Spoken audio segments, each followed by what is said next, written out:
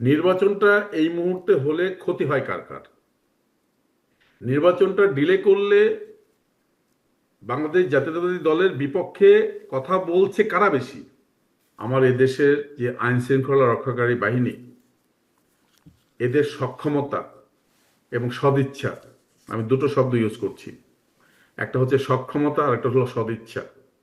এই দুটোর বড় এবং পেশাদারিত্ব, এই পেশাদারিত্ব, সদিচ্ছা, সক্ষমতা, এই বিষয়গুলোর এত পরিমাণ ঘাটতি রয়েছে, এত পরিমাণ ঘাটতি রয়েছে, তাদের এই ঘাটতির কারণে আজকে হাদির মতো এই ধরনের একজন যোদ্ধাকে প্রাণ দিতে হয়েছে। ধর্মকে বেস করে যারা নাকি রাজনীতি বাংলাদেশে করছে, যে যে সংগঠন করছে, আমি শুধু একটি সংগঠনের কথা বললাম, যারা যারা করছে তাদের মধ্যে তারা বিভিন্ন ফর্মে ভাগ হয়ে, কেউ এনসিপির মধ্যে আছে, কেউ ইনকলাব মঞ্চের মধ্যে রয়েছে, কেউ তার নিজস্ব সংগঠনের নাম দিয়ে রয়েছে, কেউ জাতীয়তাবাদী ছাত্রদল মধ্যে রয়েছে। এতদিন তার আগে ফ্যাসিস্টিজমের তারা ছাত্রলীগের মধ্যে ছিল। এই সংগঠনগুলো তাদের এই কাজ মবের ক্ষেত্রে খেয়াল করে দেখবেন, তাদের বাচনভঙ্গি, বডি ল্যাঙ্গুয়েজ, এভরি স্পেয়ারে তাদের যে কার্যক্রম, এগুলো এই মব সন্ত্রাস যেগুলো বলছি আমরা, সেক্ষেত্রে তাদের একটা রোল রয়েছে।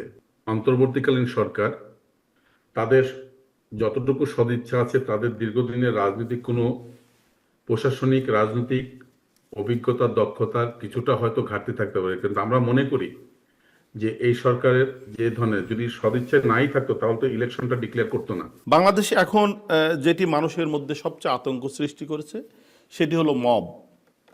এ প্রসঙ্গে বিভিন্ন সময় আপনারা কথা বলেছেন, আমরা দেখেছি বিভিন্ন সংবাদ মাধ্যমে সংবাদ এসেছে, বাট এই সংস্কৃতি থেকে আমরা কোনোভাবে বের হয়ে আসতে পারছি না। ঠিক এই প্রসঙ্গে গতকাল বিএনপির স্থায়ী কমিটির সদস্য সালাউদ্দিন আহমেদ বলেছেন, আমরা চেয়েছিলাম ডেমোক্রেসি, কিন্তু সেটি কেন হয়ে যাবে মবক্রেসি? তাকে কেন লালন করা হবে?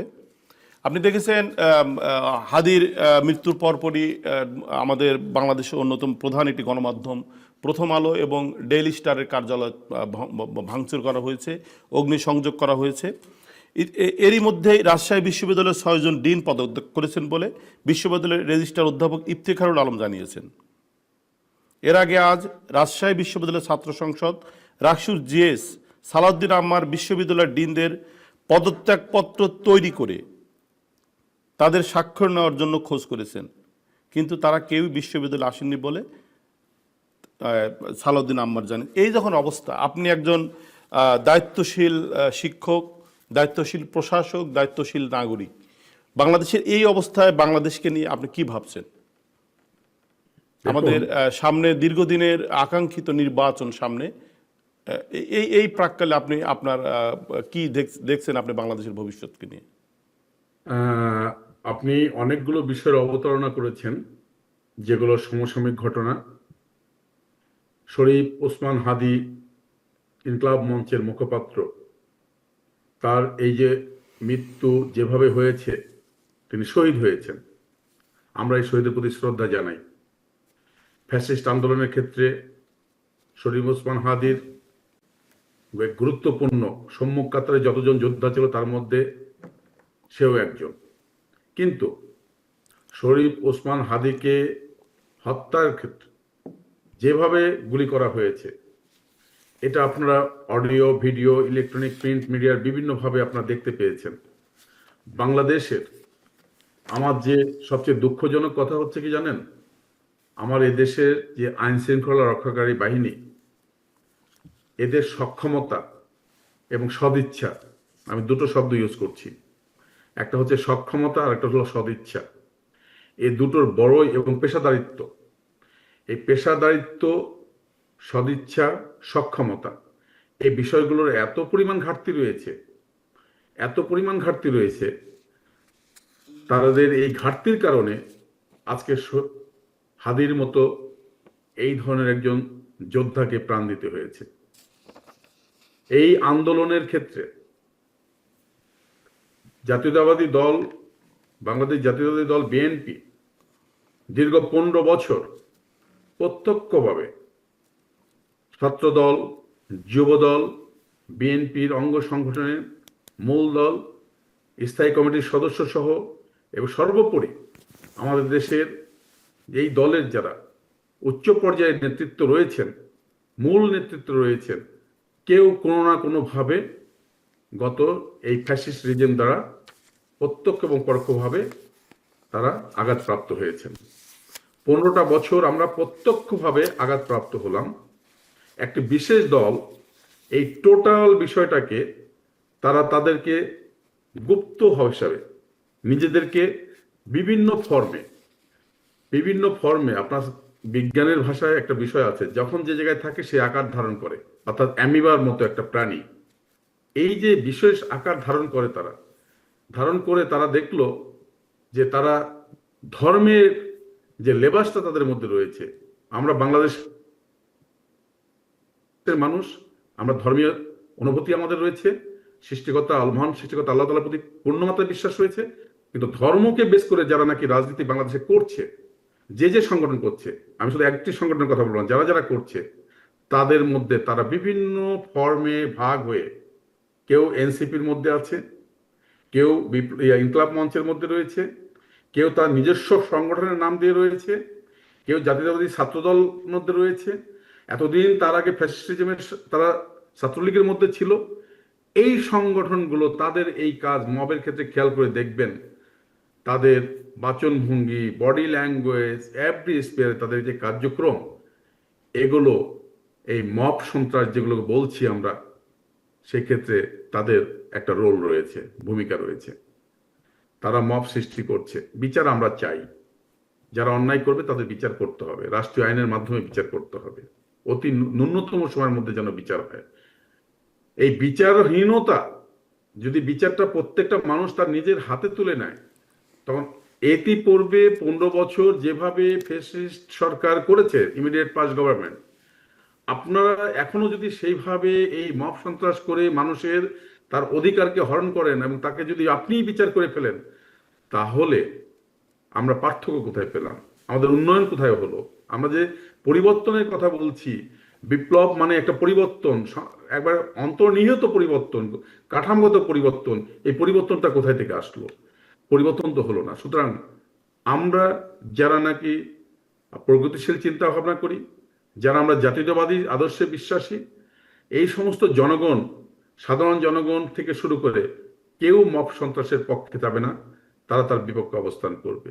বিশ্ববিদ্যালয় পর্যায়ে খেয়াল করে দেখবেন আপনারা, এই রাজশাহী বিশ্ববিদ্যালয় সহ বিভিন্ন বিশ্ববিদ্যালয় এবং কিছু কিছু ছাত্র সংগঠনের নেতৃবৃন্দ, তাদের যে way of talking, way of body language, এগুলো ছাত্রত্ব, তারা কি ছাত্র না দেশ চালাচ্ছেন, কিভাবে তারা নিজেদের অনেক যোগ্যতা থাকতে পারে, সব ঠিক আছে।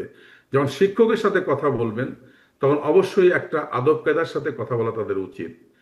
তারা কেন তাদের পদত্যাগপত্র লিখে অপেক্ষা করবেন? তারা কেন, যদি এইভাবে চলতে থাকে, আজকে এইভাবে যদি চলতে থাকে, গত রিজিমে যারা চালিয়েছে তারা যেরকম মূল উৎপাটন হয়েছে, গায়ের জোরে যদি পুনরায় এইভাবে এখন যদি চলতে থাকে, তাহলে শিক্ষা ক্ষেত্রে যে অস্থিরতা, এই অস্থিরতা তারা ভাবছেন যে তাদের হয়তো কন্ট্রোলে থাকবে, এটাও কন্ট্রোলে থাকবে না। কারণ যখন কি আপনার পিঠ অর্থাৎ দেয়ালে ঠেকে যাবে, তখন কিন্তু আপনি বাঁচার জন্য হলেও সম্মুখ দিকে আগাবেন। আর সম্মুখ দিকে আগাতে গেলে যাদের যাদের পিঠ থেকে যাবে, তারা সবাই এক কাতারে দাঁড়িয়ে যাবে। তখন এই মব সন্ত্রাস দিয়ে শিক্ষা প্রতিষ্ঠান সহ সর্বস্তরে যে নৈরাজ্য সৃষ্টি করা, এটা থেকে আপনাদেরকে অবশ্যই বেরিয়ে আসার একটা পথ তখন তৈরি হবে। প্রফেসর ইসলাম, আমরা দেখতে পাচ্ছি এই যে কর্মকাণ্ডগুলো মব সন্ত্রাসের নামে যারা করছে, এরা প্রশাসনের নাকের ডগাই করছে। একটি সরকার বাংলাদেশে আছেন, আর তাদের কি ভূমিকা আপনি দেখছেন? আপনি কি মনে করছেন তাদের আশকারানি এই যারা করছে তারা এগুলো অংশগ্রহণ করছে, কিংবা সরকার নিজেই করাচ্ছে? অনেকে প্রশ্ন করছে এভাবে। আর সরকারই বা কেন যথাযথ ব্যবস্থা নিতে ব্যর্থ হচ্ছেন? দেখুন, এটা অন্তর্বর্তীকালীন সরকার, তাদের যতটুকু সদিচ্ছা আছে, তাদের দীর্ঘদিনের প্রশাসনিক রাজনৈতিক অভিজ্ঞতার দক্ষতার কিছুটা হয়তো ঘাটতি থাকতে পারে, কিন্তু আমরা মনে করি যে এই সরকারের যে ধরনের যদি সদিচ্ছা নাই থাকতো, তাহলে তো ইলেকশনটা ডিক্লেয়ার করতো না। যেহেতু ইলেকশনটা ডিক্লেয়ার করেছে, নির্দিষ্ট সময়ের মধ্যে ইলেকশন হবে, আমি মনে করি গভর্নমেন্টের একটা সদিচ্ছা রয়েছে। কিন্তু সরকারের মধ্যে যদি ইলেকশন হয় তাহলে ক্ষতি কার কার হয়, আমাদেরকে এইভাবে চিন্তা করতে হবে। এই যে আপনার সরকারের অর্থাৎ গভর্নমেন্টের বলি বা আইন শৃঙ্খলা রক্ষাকারী বাহিনীর আপনি যেটা বললেন সম্মুখে সব ঘটনাগুলো ঘটছে, তারা কেন কন্ট্রোল করছে না? আমি মনে করি বর্তমান গভর্নমেন্ট নির্বাচন, তাদের একটাই লক্ষ্য, নির্বাচনের মাধ্যমে দায়িত্বটা হস্তান্তর করবেন, দেশে গণতন্ত্র ফিরে আসবে, এটা তাদের লক্ষ্য। এবং সেই লক্ষ্যের তারা অলরেডি প্রমাণ দিয়েছে তফসিল ঘোষণা করে, এখানে কোনো কোশ্চেন নেই। কোশ্চেন হচ্ছে নির্বাচনটা এই মুহূর্তে হলে ক্ষতি হয় কার কার? নির্বাচনটা ডিলে করলে বাংলাদেশ জাতীয়তাবাদী দলের বিপক্ষে কথা বলছে কারা বেশি, কাদের লাভ হচ্ছে? তারা হচ্ছে বাংলাদেশের এই মুহূর্তে যত ধরনের আমরা যেগুলো দেখছি আমাদের চোখের সামনে, এই সহিংসতা রূপে যে কাজগুলো, এগুলোর ক্ষেত্রে তাদের প্রত্যক্ষ এবং পরোক্ষভাবে ইন্ধন থাকার একটা সম্ভাবনা রয়েছে। যেমনটি ধরুন, যদি নির্বাচন হয় তাহলে পার্শ্ববর্তী আমাদের যে দেশ রয়েছে, পার্শ্ববর্তী দেশ ভারত, তাদের কোন কোন জায়গায় ক্ষতি হওয়ার সম্ভাবনা রয়েছে, তাদের সাথে আমাদের দ্বিপাক্ষিক যে সম্পর্ক, সেটা বহির্বিশ্বিক যে সম্পর্ক রয়েছে, তার ব্যবসা বাণিজ্য থেকে শুরু করে পররাষ্ট্রনীতি যে সম্পর্ক রয়েছে, সেটাই কতটুকু প্রভাব পড়বে। বাংলাদেশের মধ্যে ফ্যাসিস্ট সরকার যে 15 বছর ছিল, তারা গিয়ে তাদের দেশে আশ্রয় নিয়েছে, ঊর্ধ্বতন প্রধানমন্ত্রী, তৎকালীন প্রধানমন্ত্রী থেকে শুরু করে সবাই ওখানে আশ্রয় নিয়েছেন।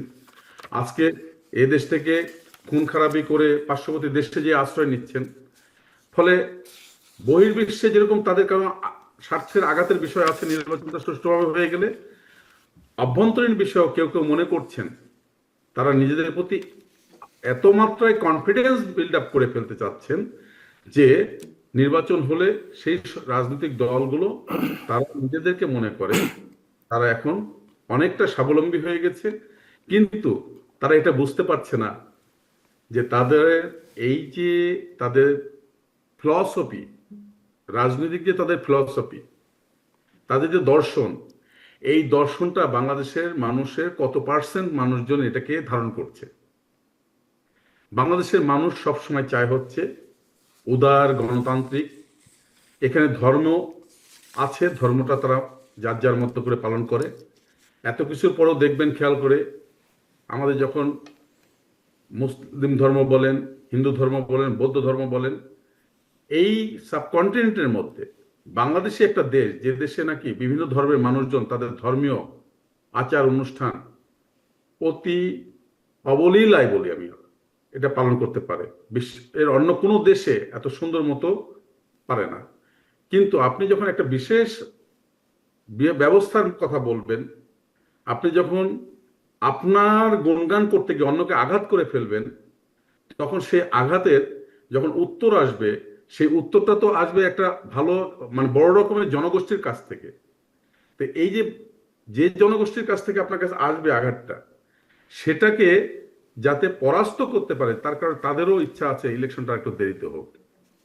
গভর্নমেন্টের অভ্যন্তরে যে আমলাতান্ত্রিক ব্যবস্থা রয়েছে, সরি, এই আমলাতান্ত্রিক ব্যবস্থায় অনেক, তারা তো যায়নি এখন পর্যন্ত, তারা তো গভর্নমেন্টের মধ্যে রয়েই গেছে। 15 বছর যারা আগের ফ্যাসিস্ট গভর্নমেন্টের সাথে কাজ করেছে, মেজরিটি রয়ে গেছে, পুলিশে রয়ে গেছে, মন্ত্রণালয়ে রয়ে গেছে। এরপরে যখন নাকি 5ই আগস্টের পরে যখন পট পরিবর্তন হলো, তখন একটি বিশেষ দল প্রেসক্রিপশন আকারে 1, 2, 3, 4 করে তার বিভিন্ন জায়গায় তাদের লোকজনকে বসালেন। আমরা যারা বিচ্ছিন্নভাবে উদার গণতন্ত্র নিয়ে চিন্তা করি, সবার কল্যাণার্থের কথা চিন্তা করি, বিচ্ছিন্নভাবে কিছু মানুষ আমরা দায়িত্ব পালন করছি। আমরা মনে করি বর্তমান গভর্নমেন্ট যদি নির্বাচনটা সুষ্ঠু মতো করে দিয়ে দিতে পারে, এটা দেশের জন্য অনেক মঙ্গলকর একটা কাজ হবে। তখন দেখবেন অটোমেটিক্যালি শান্তি শৃঙ্খলা একটা নির্বাচিত গভর্নমেন্ট এসে অতি সহজেই সেটা নিয়ন্ত্রণে আনতে পারবে। আমরা সেই আশায় এখনো বুক বেঁধে আছি। আমরা আশাবাদী মানুষ। যে ভুল বোঝাবুঝি হচ্ছে, যারা নিজেদেরকে মনে করছে তারা এককভাবে চালাতে পারবে দেশ, অন্যদেরকে বিভিন্ন ধরনের বিশেষণ দিয়ে কালিমা দিয়ে লেপন করছে, আমার মনে করি তাদেরও বোধোদয় হবে এই দেশটা চালাতে হবে সবাইকে একসঙ্গে।